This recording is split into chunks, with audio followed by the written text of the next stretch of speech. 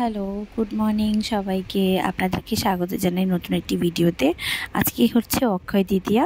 তো অক্ষয় তৃতীয়ার দিনে আমি আমার দিদিভাইয়ের বাড়িতে আছি।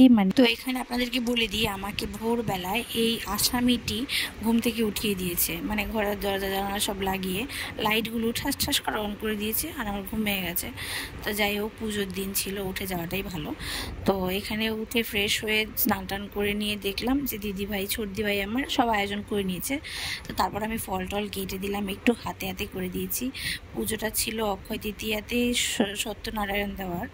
তো সেটার জন্যে যেহেতু আমি আগে হরিওম ঠাকুরের সমস্ত কিছু, যেমন আমাদের হরিওম ঠাকুরের যেটা হয়ে থাকে উপাসনা, সেগুলো আমি সব জানি।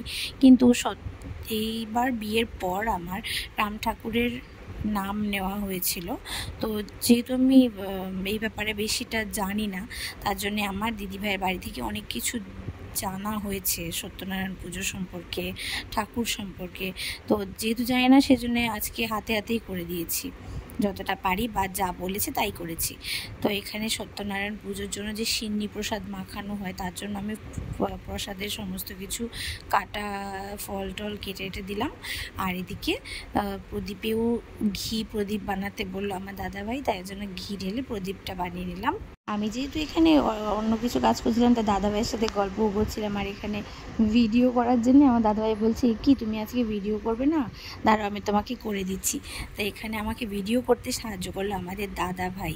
আর লাস্টে এসে আমার বড় ভাগ্নে আমাকে ভিডিও কিছুটা করে দিয়েছিল। ঠাকুর পুজোর অভ্যাস আমার ছোটোবেলা থেকেই নেই, যেহেতু আমি বাড়িতে সবার ছোট, এবং আমার বড় বোনরাই পুজো দিয়ে দিত। আর তারপর আমি হোস্টেলে চলে যাওয়ার পর তো আরোই নেই। তো এখানে এসে আমার শ্বশুরবাড়ির লোকেরা অনেকেই আমাকে হেল্প করেছে, পুজো দেওয়াটা শেখানো, অনেক কিছু শিখিয়েছেন।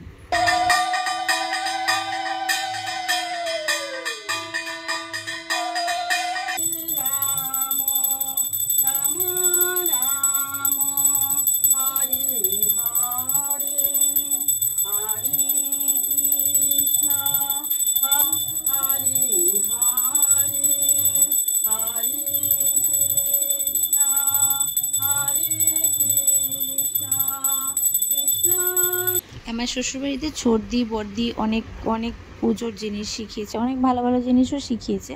আমি বেকার ওনাদের সাথে অনেকটাই ঝগড়া করি, কারণ একদম বড় বোন ছোটো বোনের মতো রিলেশন হয়ে গেছে।